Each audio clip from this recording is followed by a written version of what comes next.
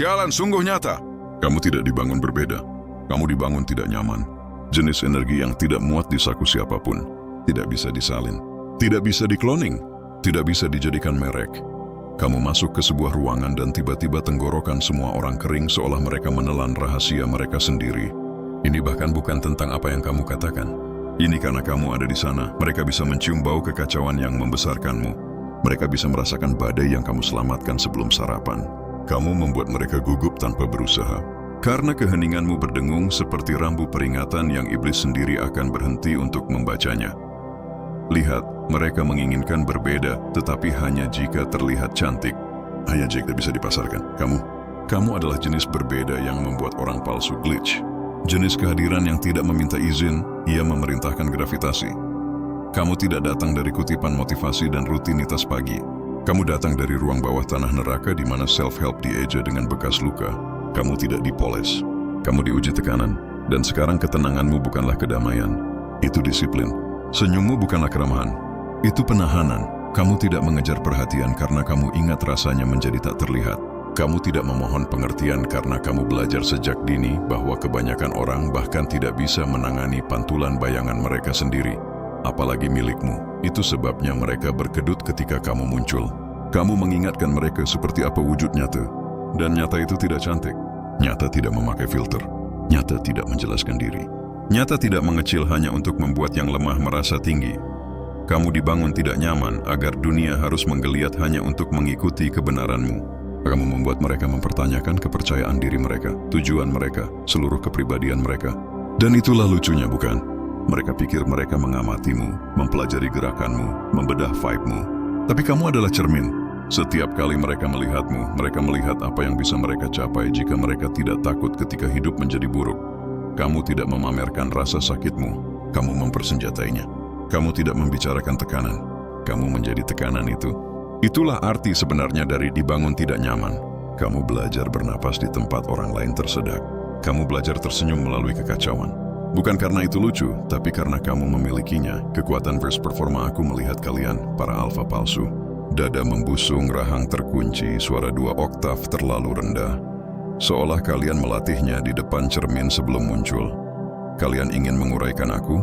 Kalian lebih baik membawa kamu sialan yang ditulis dalam rasa sakit, trauma, dan keheningan larut malam. Karena ini bukan energi YouTube motivasi, manis. Ini bertahan hidup yang diuji lapangan. Kalian bicara grind, kerja keras. Aku bicara grit, ketabahan. Kalian memamerkan jam tangan. Aku menghitung bekas luka. Kalian memamerkan mindset. Aku memamerkan memori. Jenis yang membuatmu terjaga ketika dunia berhenti bertepuk tangan. Mari jujur. Kalian tidak takut padaku. Kalian takut melihat apa yang bisa kalian capai jika kalian tidak menyerah pada kali pertama hidup berkata, "Bu." Kalian menyebutnya kesombongan. Aku menyebutnya kesadaran. Kalian pikir kepercayaan diri adalah volume suara, tetapi kepercayaan diri adalah ketika kamu tidak gentar saat melihat seluruh hidupmu terbakar dan masih berkata, "Coba saja." Kalian membicarakan dominasi, tetapi dominasi tanpa kedalaman. Itu hanyalah ketidakamanan yang keras dalam sepatu desainer. Kalian menyebut diri alfa, tetapi kalian membutuhkan keramaian untuk merasa seperti seorang pria atau wanita super dengan riasan dan extension. Aku berjalan sendirian dan keheningan masih mengikuti perintah. Kalian mencoba menguraikanku seolah aku semacam teka-teki, padahal aku adalah gangguan dalam simulasi kalian. Aku adalah versi dirimu yang tidak menjual diri demi kenyamanan. Kalian benci bahwa aku tidak perlu tampil untuk merasa kuat. Kalian benci bahwa aku tidak mengejar validasi karena aku sudah mendapatkan harga diri yang diperbarui secara otomatis. Kalian benci bahwa energiku tidak membengkok. Ia merusak sistem. Dan bagian yang paling lucu, kalian semua ingin menjadi aku sampai kalian menyadari harganya. Kalian menginginkan kehadiran, bukan proses. Kalian menginginkan ketenangan, bukan kekacauan yang membangunnya. Kalian ingin mahkota, tetapi bukan salib. Kalian ingin terlihat tidak terganggu sambil masih memohon like seperti intern emosional. Ketegasan yang sunyi energi alfa kalian tidak akan bertahan di hari Seninku. Ego kalian tidak akan tahan dengan keheninganku. Semangat kalian akan menyerah di tengah jalan hidup yang aku jalani dengan autopilot. Jadi berhentilah mencoba menguraikanku, kawan. Kalian tidak punya jangkauan. Kalian tidak punya bukti. Kalian tidak punya bekas luka yang memverifikasi softwarenya. Kalian sedang menguji coba beta di dunia yang sudah aku retas. Aku tidak misterius. Aku hanya nyata. dan nyata terasa asing bagi orang-orang yang masih kecanduan berpura-pura. Kalian tidak mengaum. Aku bernapas, lucunya. Dan orang-orang panik. Kalian berteriak hormati aku. Aku hanya hadir. Dan seluruh vibe menjadi tidak karuan. Itulah perbedaan antara tekanan dan pertunjukan. Kalian menampilkan kekuatan. Aku telah menjadi kekuatan itu. Aku tidak membeli dominasi. Aku berdarah untuk mendapatkannya. Aku tidak mengejar validasi. Aku memicunya dari orang-orang yang masih membutuhkan like untuk merasa hidup. Kalian belajar podcast Alpha Male. Aku belajar cara berjalan melalui neraka dengan seringai. Kalian mengutip coach mindset. Aku mengutip manual bertahan hidup yang ditulis oleh traumaku sendiri. Kalian mengira aku misterius karena aku tidak mengunggah setiap gerakan. Tidak, aku hanya sibuk menang. Kalian menyebutnya kesombongan. Aku menyebutnya kedamaian. Analogi cermin dan titik balik kalian akan hancur dalam keheningan yang aku bangun tahta darinya. Kalian memakai kepercayaan diri seperti kostum. Aku memakai kesadaran seperti baju zirah. Kalian tidak bisa menguraikan apa yang tidak kalian peroleh. Kalian ingin memahamiku tanpa menjadi aku. Kalian menginginkan hasilnya tanpa siaran ulang rasa sakitku, keheninganku, perang internalku. Setengah dari kalian yang disebut alfa hanyalah anak-anak penakut dengan celana gym yang mencoba melampaui masalah ayah mereka. Sialan sungguh nyata. Kalian tidak percaya diri. Kalian mengompensasi. Kalian tidak mendominasi. Aku menghilang. Aku membiarkan keheningan melakukan apa yang tidak bisa dilakukan pidato kalian. Lucunya tentang ketangguhan palsu, ia selalu retak di bawah keheningan. Kalian bisa melihatnya di mata mereka ketika kebisingan mereda. Kedipan kecil kepanikan itu seperti, oh sial, sekarang aku benar-benar harus menjadi orang yang aku pura-purakan. Kalian tidak membangun dirimu untuk disukai. Kamu membangun dirimu untuk bertahan lama. Kamu tidak mengejar tren. Kamu mengatasinya. Kamu tidak mencoba membuktikan suatu hal. Kamu menjadi hal itu. Mereka tidak bisa memahami kekuatan semacam itu. Mereka tidak mengerti bahwa itu berasal dari menerima pukulan yang tidak pernah menjadi viral. Dari kehilangan hal-hal yang tidak bisa kalian posting. Dari harus membangun kembali sementara semua orang tertawa seolah hidupmu adalah meme. Dan ketika kamu bangkit, tanpa pengumuman, tanpa posting, hanya kehadiran. Itu sebabnya mereka membeku saat kamu muncul. Kamu mengingatkan mereka tentang segala sesuatu yang mereka palsukan untuk bertahan hidup, dan segala sesuatu yang benar-benar kamu jalani. Mereka menyebutmu dingin, tapi itu hanya proyeksi dari orang-orang yang meleleh di bawah tekanan. Kamu berhenti bereaksi, dan sekarang mereka menyebutnya sikap. Tidak, itu batasan, sayang. Kamu berhenti menjelaskan diri, dan mereka menyebutnya ego. Tidak, itu konservasi energi. Kamu tidak lagi memohon. Kamu menyeringai. Kamu tidak berjuang untuk kejelasan. Kamu menyesap minumanmu dan membiarkan alam semesta yang membereskan. Kamu tidak kehilangan waktu tidur. Mereka yang melakukannya.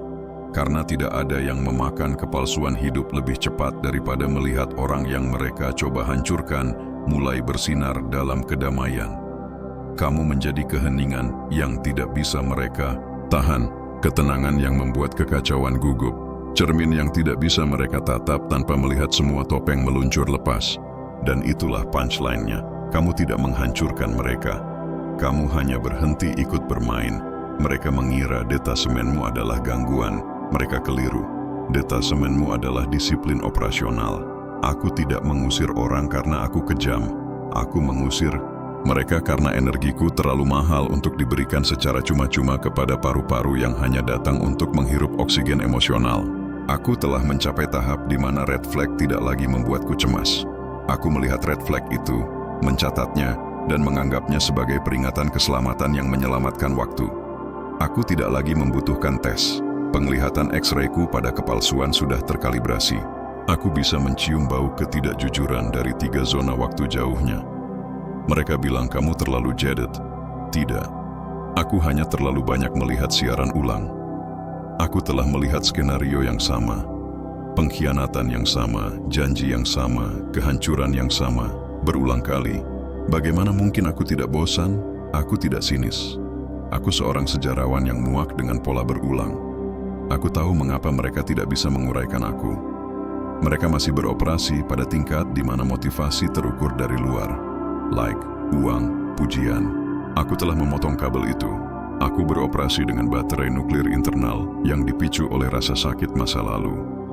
Tujuan hidupku bukan untuk memenangkan tepuk tangan mereka. Tujuanku adalah untuk membuat mereka diam dengan kehadiranku. seni mengabaikan. Yang subversif kalian pikir kalian adalah ninja karena kalian pandai menghilang saat kesulitan. Aku adalah kesunyian total yang membuat kalian bertanya-tanya apakah kalian pernah ada. Aku tidak memblokir kalian dalam kemarahan.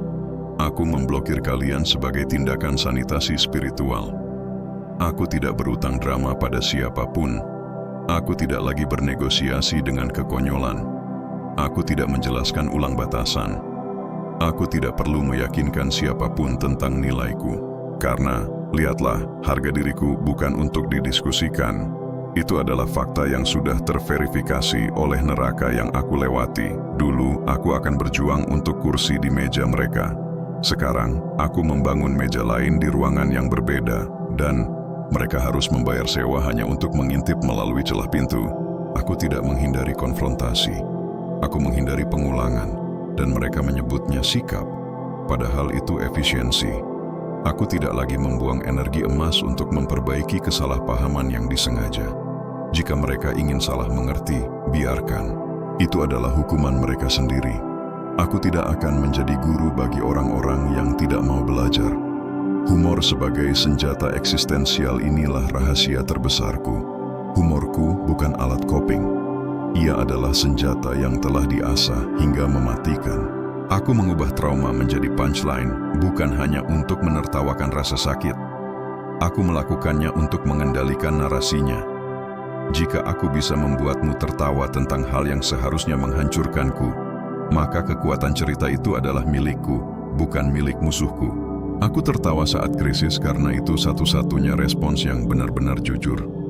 Hidup ini adalah komedi gelap yang ditulis dengan buruk, dan satu-satunya cara untuk memenangkannya adalah dengan menjadi penonton yang paling sinis dan paling keras tertawa. Mereka bilang aku tidak punya belas kasihan. Itu tidak benar. Belas kasihanku kini sangat selektif dan hanya berlaku untuk mereka yang memiliki bekas luka nyata dan senyum yang tidak dibuat-buat.